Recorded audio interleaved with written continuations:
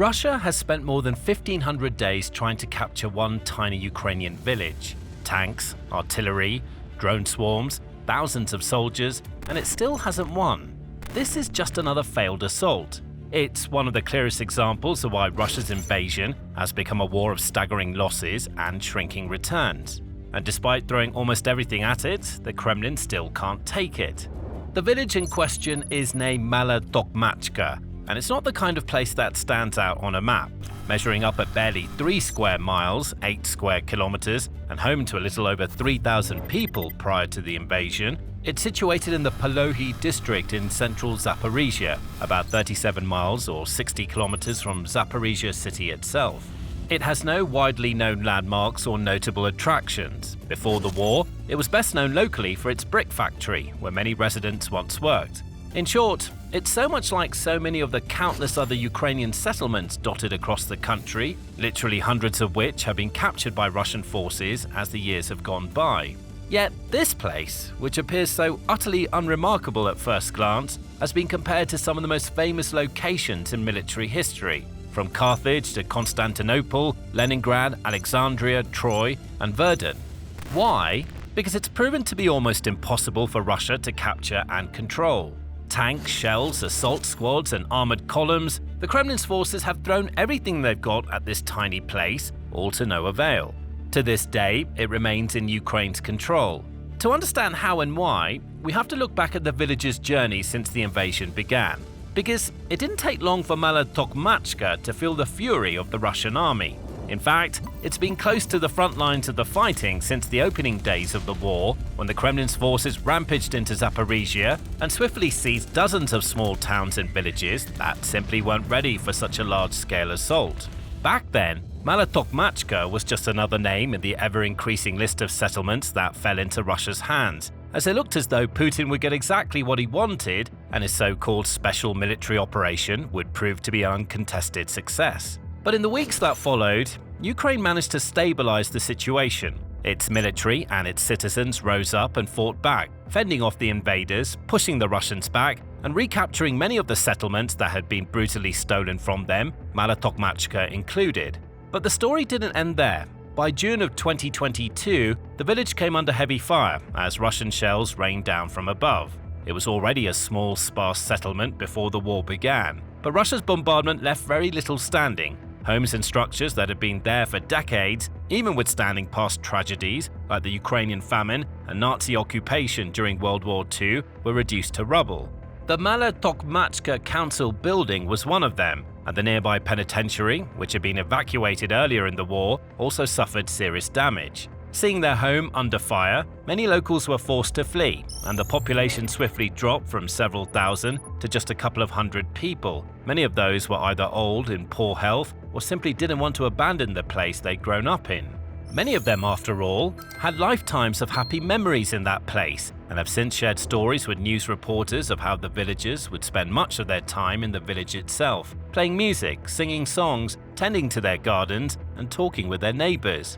At the time, it looked like Russia would have little trouble retaking Mala Tokmachka and putting an end to those peaceful, joyful stories once and for all. And despite being so small and virtually decimated by the shelling, the village still held significant strategic value to the Kremlin's troops, since it was situated right beside the TO-815 highway, a key local logistical route connecting Orikhiv and Polohi. If Russia could capture Mala Tokmachka, it could use the ruined settlement as a springboard for further progress into the region, moving onward into the gateway city of Orikhiv with the ultimate goal of taking the regional capital itself. As Dmytro Pelik, head of communications for Ukraine's 118th Separate Mechanized Brigade, the unit that's been defending the area since 2023, puts it, Mala Tokmachka is the southern gateway to Orikhiv. If the bastards manage to enter the village and reinforce it with additional drone units, they'll make life in the town far more of a nightmare than it already is. Yet days turned into weeks, and weeks turned into months, and still the Russians failed to claim the village. By the spring of 2023, the place was a wreck. Most of the homes had been destroyed. Craters lay where flower gardens and apple trees once stood, and the streets were lined with rubble. Those who chose or had no other choice but to remain in the area had to live with a constant threat of shelling, while also surviving without the bare essentials of clean water or power for their properties. They spent large parts of their days and nights hiding out in basements. However, they at least had soldiers in the area to protect them. Drone crews took shelter in the old prison and nearby apartment buildings, launching their unmanned aerial vehicles (UAVs) into the air to scan the surroundings and strike at Russian assets and troops that dared to get too close. And on June 7, 2023, Ukraine decided it was time to take things to the next level. Armed with new weapons from their Western allies, Ukraine's 47th Assault Brigade and 33rd Mechanized Brigade began a large-scale counteroffensive effort aimed at pushing the Russians back away from Mala Tokmachka and out of Zaporizhzhia altogether.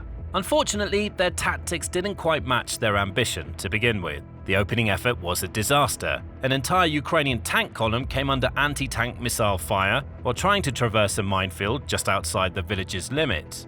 25 vehicles were damaged or destroyed in total, including 5 Leopard 2 tanks, with soldiers forced to abandon their vehicles, desperately dragging themselves and their wounded comrades to safety. For 3 successive days, Ukraine tried and failed to push the Russians back, coming under heavy fire and being forced to retreat each and every time. And the scale of their loss was so severe that many military experts began to express serious doubts about Ukraine's ability to defend itself, even with Western support.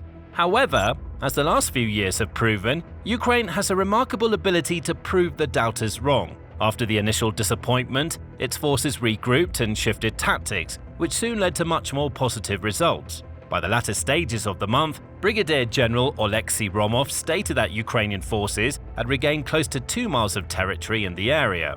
It wasn't a lot, but it was something, and so began a prolonged period of positional fighting in which both sides exchanged blows, but neither one made much ground, one way or the other. The situation slipped into a stalemate, with Russian forces poking and prodding towards Mala Tokmachka in various ways, but constantly finding themselves unable to make the kind of sweeping gains that their commanders demanded. They tried a range of tactics, from sending in tanks and infantry fighting vehicles to UAVs and small meat squads of soldiers. Nothing worked, and it was all because Mala Tokmachka had a unique quality that separated it from so many other Ukrainian settlements. A distinctive gift presented by Mother Nature itself that made this village drastically easier to defend and more difficult to capture than countless others. But before we explain exactly what that was, if this is the kind of insight you want more of, make sure you're subscribed to the Military Show. We break it down like this every week. Now, the reason behind Mala Tokmachka's resilience is geographical, and it ties into one of the oldest and most important military lessons of all time. In times of war, high ground is an invaluable advantage. The village itself sits in a lowland valley, but it's surrounded by elevated terrain. Control of those heights provides commanding views for miles in every direction, making the area strategically important. For the forces holding that high ground, it becomes remarkably easy to spot and track enemy movement. It doesn't matter what Russia does, whether it rolls in tanks or sends in soldiers on motorcycles, Mala Tokmachka's defenders can see them coming. They can track their movements, pinpoint their positions, predict where they're going to be minutes later, and rely on their artillery crews and drone pilots to take them out. Thanks to their elevation, they're always one step ahead and have almost no risk of being caught off guard. On top of this, the fact that they've been able to defend Mala Tokmachka for so long has allowed them to set up numerous lines of defense within the village, finding the best hideouts and ambush locations, laying mines in the fields that surrounded the settlement, and funneling the Russians along obvious paths that are easy to observe. So, it should come as no surprise, therefore, that the village remained in Ukraine's control throughout 2023, 2024, and deep into 2025 as well. But in the latter stages of 2025, something happened that threatened to send the village's story in a very different direction. It was on October 20, to be exact, that Russia began to ramp up the pressure. The Kremlin had given the order. Frontline forces needed to become more aggressive and capture as much territory as quickly as possible, particularly in the Zaporizhzhia region. There, Moscow dispatched a vast mechanized column made up of 4 tanks, 12 infantry fighting vehicles, 8 armored personnel carriers, and 2 Tiger mobility vehicles, 26 armored vehicles in total, to take Mala Tokmachka once and for all. The effort went about as well as Ukraine's initial counteroffensive in 2023, as almost the entire column was destroyed by drones and artillery. Footage of the aftermath revealed the burned-out husks and smoldering frames of Russian tanks and infantry vehicles. Ukraine also reported that over 30 Russian soldiers had been killed in the assault, which, when added to the many other attempts to take the village, means that Russia has spent more than 2,000 lives trying and failing to take this tiny settlement. In many ways, it's a microcosm of the larger conflict. In numerous other locations far and wide along the front lines, Russia has wastefully thrown tanks, vehicles, and vast amounts of troops at its objectives, but time and time again, Ukraine has found ways to stop them in their tracks. As a result, the Kremlin is no closer to victory today than it was back in 2022, and is in fact being pushed back in many areas, while also suffering greater numbers of casualties with every passing month. But it never seems to learn its lesson. Even after the failed October attack on Mala Tokmachka, Russia's commanders didn't simply accept that the village was a lost cause and look for a way around it. They continued to launch one assault after another, relying less on tanks and armor as time went by and more on small assault teams. It didn't work, so Russia stooped lower and resorted to another of its favorite tricks: lying. On November 16, 2025, the Ministry of Defense claimed that the village had been completely liberated. On state-owned TV channels too, so-called military experts like Boris Rosin claimed that the army was making gains towards Mala Tokmachka. There was just one problem. None of it was true, and Ukraine had the receipts to prove it. In fact, one of the country's leading media agencies, United 24, compiled a series of clips showing that same expert making the exact same claim month after month from May 2025 all the way through to April 2026. Over and over, he stated that Russia was days away from taking Mala Tokmachka. Every time, it was a lie. Ukraine continued to control the settlement even through the difficult latter months of 2025 and continues to do so in 2026. In fact, the village recently celebrated the remarkable milestone of more than 1,500 days without being taken by the Russians. As United 24 notes, that places it ahead of locations like Carthage and Leningrad in terms of history's longest ever sieges. Those other examples were huge and exceptionally well-defended cities. Yet, despite their size and fortifications, even those legendary sieges were shorter than the battle for this tiny village. And at least for the time being, history is still being written in this tiny pocket of Ukraine. On June 24, 2026, for example, the Ukrainian Southern Defense Forces spokesperson, Vladislav Voloshin, reported that Russia was still carrying out assaults near the village, but had yet again failed to make any notable advances.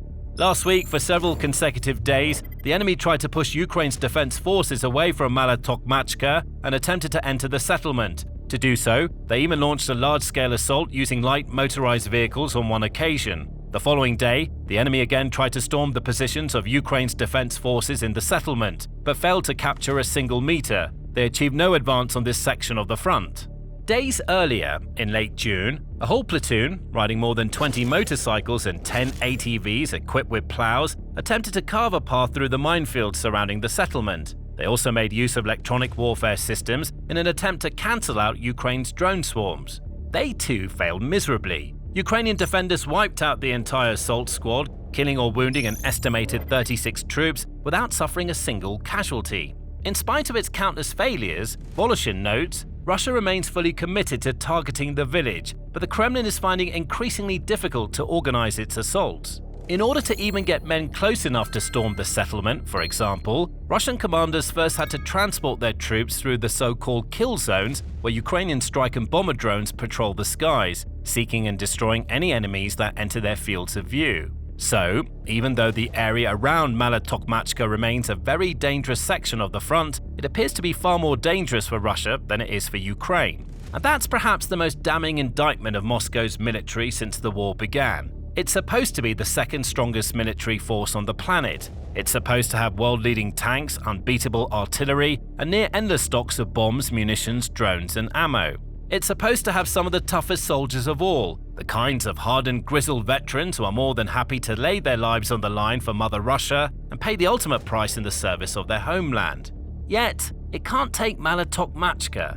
And this isn't a big city. It's not even a town. It wasn't designed to withstand a siege. It was built to provide a peaceful and pleasant home for a few thousand people. Yet it's become a veritable stronghold, spoken about in the same breath as Rome and Jerusalem. This shouldn't be happening. It defies all logic and reason. It simply doesn't add up. But the fact remains, one of the world's best funded, best equipped armies has been unable to capture a tiny village. It hasn't merely embarrassed itself, it shattered the long-standing illusion of unbridled power that Putin has spent so many years building up. He painstakingly constructed and spread the narrative that Russia should be feared and that Moscow's mighty war machine would tear apart any opposition that dared stand in its way. It was that same illusion that sent shockwaves around the world when Russia began its invasion in February 2022. The entire world bought into it and believed that the war would be a quick and easy win for the Kremlin's forces. But, bit by bit, the illusion broke down, and the humiliating reality of Russia's real vulnerability began to emerge. Nowhere is that vulnerability clearer to see than in Mala Tokmachka, where Ukraine's 118th Separate Mechanized Brigade continues to dig in, defend its land, and deal with one Russian assault after another. And it's not just in Mala Tokmachka and other frontline locations that Russia is feeling the heat. In fact, it quite literally felt the heat just recently in a devastating attack on its capital city, Moscow, which you can learn more about in this video. In response to that attack, Putin is being forced to withdraw and relocate assets from the occupied territories in Ukraine to better protect his homeland, which you can learn about in this video. And if you don't want to miss out on more breaking military news and insightful analysis of the key issues from the Russia-Ukraine war, make sure to subscribe to the Military Show today.